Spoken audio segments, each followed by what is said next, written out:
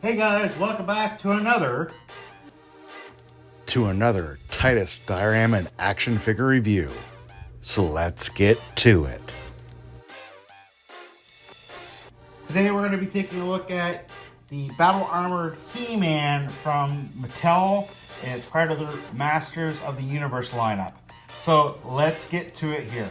The first thing you see comes in the clamshell packaging that allows you to see the figure. Also allows you to see all the additional accessories that does come with them. This is a deluxe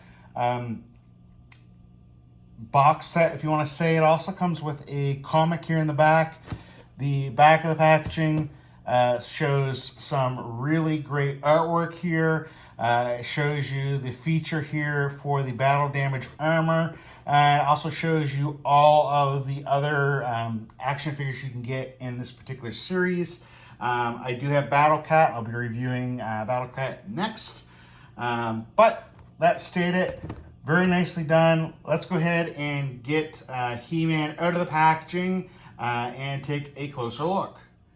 All right, guys, so here is Battle Armored He-Man out of the packaging. And one of the things I want to point out before we look at the accessories is that he's made in the style of the old figures from the 80s, early 90s, which those figures really only had shoulder and hip joints.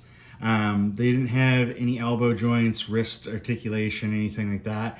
So he does have a few more pieces of articulation over what he's based off of from the original figures. But there's a couple pieces of articulation I kind of wish he still had, or they had put in for him. But that stated, he's a really great He-Man figure. And to be honest with you, I didn't have a lot of the He-Man figures when I was growing up. I had Battle Cat, I had Panther, I may have had... I remember this guy, and I can't remember if I had him or if one of my friends had him. And I don't know if I had them, if it's still at my parents' place or not. But let's go ahead and take a look at the accessories. Of course, he comes with half of the power sword here.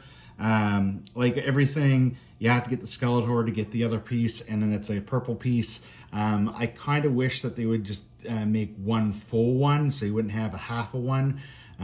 But it is what it is. You can clip it into his hand, and he does come with an additional hand here as well, so you can have him holding the sword and the battle axe, which is pretty cool. Now he does have a little spot in the back here that the sword can slide into, so you can hold the sword on his back. And it is big enough that if you put both pieces of the sword together, it will slide down there and hold there, which is cool. He also comes with an additional head sculpt, and this head sculpt's more along the lines of the original toy from back in the day. And you can pop his head off, pop that head on, and he looks really cool. He also has this cool lightning effect, and it's got two little different peg holes in here, and what basically that's for is the actual sword. So if you have the single sword, it will slide in and hold it so it looks like he's using the power. And if you have the double sword, you can switch it the other way and it will hold it with both of them on there, which is pretty cool. It's cool to have a little lightning effect there with that. Let's go ahead and just slide that in the back there. Let's go ahead and take a look at the figure itself. The sculpting is really great. The feature is cool. You just have to slide it down to move it between the different ones. And then if you tap it, it will flip to the different kind of battle damage there, which is really cool. It functions just the same way as the original one back in the day did. Articulation wise, he can get a really good range of movement with the head. The shoulders could do a full 360. There's no bicep swivel. This is the part of the articulation I wish they had in here, was bicep swivel. He does have the swivel at the elbow, and he does get a almost 90-degree bend at the elbows there. The hands do hinge and swivel back and forth. They're a little tight on mine. He does have a hip swivel. He can kick forward a little bit He can kick back a little bit. He can go out to the side a little bit. And that's all due just to the way that they've designed the legs here. He can get about a 90-degree bend at the knees. He does have a boot swivel, and he does have the ability to move his seat back, forward, and he's got a little bit of ankle pivot there, which is really great. He's also got peg holes on the bottom in case you want to peg him into a stand. One of the cool things about this particular lineup as well is that you can pop different parts off. So if you have the He-Man with the non-armor piece here, you can actually pop the waist off and switch the bottom half over. A lot of the other figures in this line, the arms will pop off as well, and so you can mix and match, which is pretty cool what they did there.